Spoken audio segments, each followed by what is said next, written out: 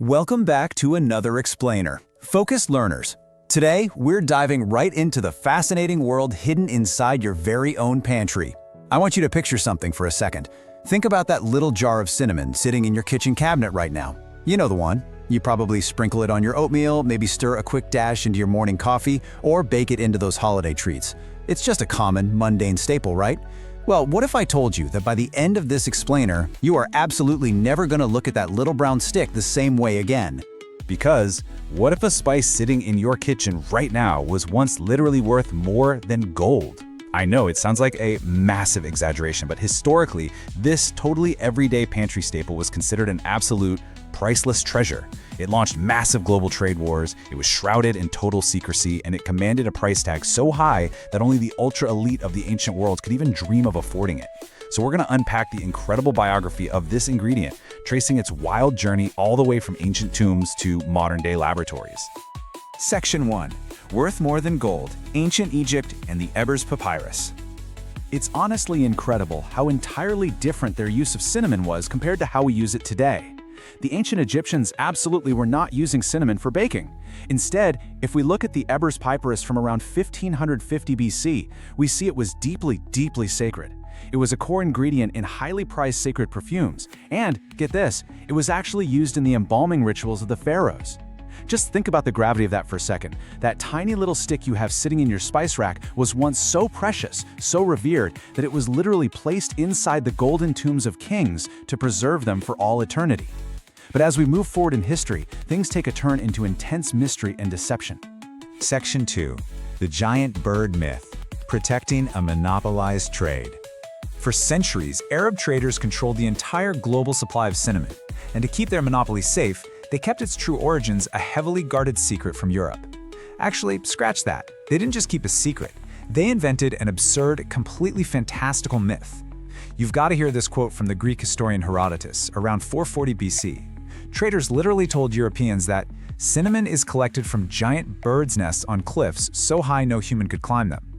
They claimed these massive mythical birds built their nests out of cinnamon sticks, and merchants had to somehow trick the birds just to get the spice. Why invent a story like that? Well, because if Europeans thought it was guarded by giant cliff-dwelling birds, they definitely wouldn't go looking for it themselves. This let the traders keep the prices artificially astronomical. And the craziest part, Europeans actually believed this story for centuries. To really grasp the sheer scale of cinnamon's history, let's look at the timeline. We start way back at 1500 BC with Egyptian embalming. Then, by 440 BC, that wild Herodotus giant bird myth takes hold. Fast forward to 1025 AD, and it's being heavily documented in classical medical texts by scholars like Ibn Sina. But the real turning point? That comes all the way across the timeline in 1505 AD. That's the year Portuguese explorers finally sailed their ships to Sri Lanka. And what do you think they found? No giant birds on impossible cliffs, that's for sure. They just found vast, lush forests of cinnamon trees. The greatest trade secret in history was finally exposed. But long before those Portuguese ships set sail, and honestly, long before modern laboratories even existed, cinnamon was already being actively used for wellness all around the globe. Section 3. Traditional uses worldwide. Wellness practices before modern labs. It is just fascinating to see how entirely distinct global cultures independently discovered and utilized the inner bark of this incredible tree. Over in India, Ayurvedic traditions used cinnamon to support digestion and provide warmth. Meanwhile, in China, traditional Chinese medicine utilized it in a very similar way, viewing it as a vital heating herb. And over in the Arab world, Unani physicians like Ibn Sina documented its specific uses in their classical medical texts as far back as 1025 AD. It's like this amazing shared human experience. Across completely different regions and eras, people independently recognized that peeling and drying the inner bark of this specific tree had profound traditional applications. Now, there is an absolutely crucial point we need to remember here.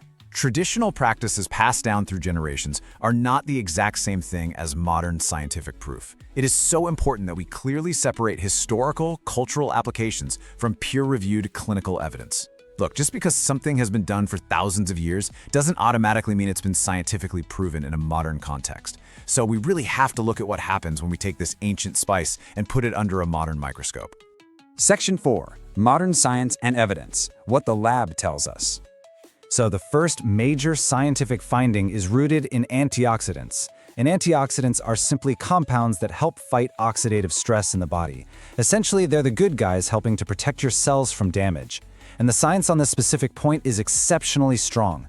According to multiple peer-reviewed studies and major nutrient databases, cinnamon is genuinely heavily packed with these beneficial antioxidant compounds. So in the daily battle against free radicals in your body, cinnamon is actually a pretty powerful little shield.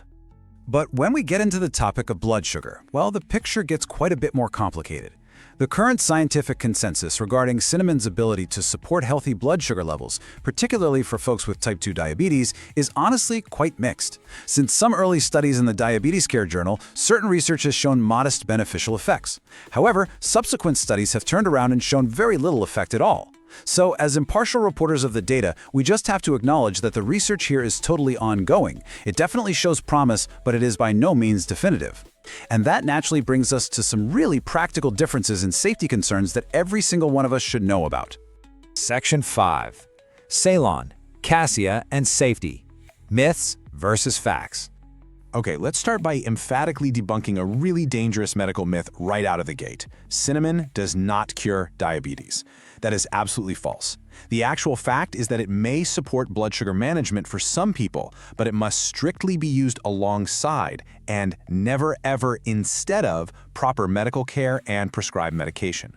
It's a complementary spice, guys, not a standalone cure. Which brings us right to myth number 2.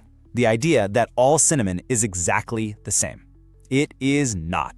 On one hand, you have Ceylon cinnamon. This is often called true cinnamon from Sri Lanka. It has a nice light tan color and is made up of these soft, brittle layers. Contrast that with Cassia cinnamon. Now, Cassia is the grocery store standard. Honestly, it's what you almost certainly have sitting in your pantry right now. It has a much darker reddish-brown color and a very hard, thick texture. They look different, they taste slightly different, and medically speaking, they actually behave quite differently. And that difference really matters because of one specific compound, coumarin. Coumarin is a naturally occurring compound that is found in much higher amounts in standard Cassia cinnamon. And here is the real-world safety risk you need to know. In high doses, coumarin can cause significant stress to your liver. Now, a little sprinkle of Cassia cinnamon in your coffee or on your oatmeal, that is wonderful and perfectly fine. But consuming large, daily, heaping spoonfuls of the standard grocery store Cassia, that can actually become a pretty serious problem for your liver. And we know this definitively. Back in 2008, the European Food Safety Authority, along with German risk assessment agencies, officially flagged the liver risks associated with high coumarin intake from Cassia cinnamon. It's basically the ultimate scientific proof that when it comes to certain spices, more is absolutely not always better. Moderation is key here. So to summarize this incredibly wild ingredient biography, we can literally trace how a single stick connects right across human history. It survived the sacred tombs of ancient Egyptian pharaohs. It inspired entirely absurd myths of giant cliff-dwelling birds just to protect a global monopoly. It independently supported traditional wellness practices across multiple continents for millennia. And today, modern science proves it contains powerful antioxidants, while also reminding us that standard Cassia cinnamon definitely requires a bit of moderation due to its high coumarin content. That is history, tradition, and science, all wrapped up in a simple piece of bark. So as we wrap up this explainer, I have a fun question for you. Which spice should we open next? Are we thinking turmeric, black pepper, cardamom, maybe clove? Because when you really think about it, your pantry is essentially this vast library of ancient secrets, historical trade wars, and unfolding modern science just waiting to be explored. Every single jar in there has a story to tell. Think about what hidden histories are sitting on your shelves right now, and make sure to join us next time as we unlock the secrets of yet another everyday ingredient. Stay curious, focused learners.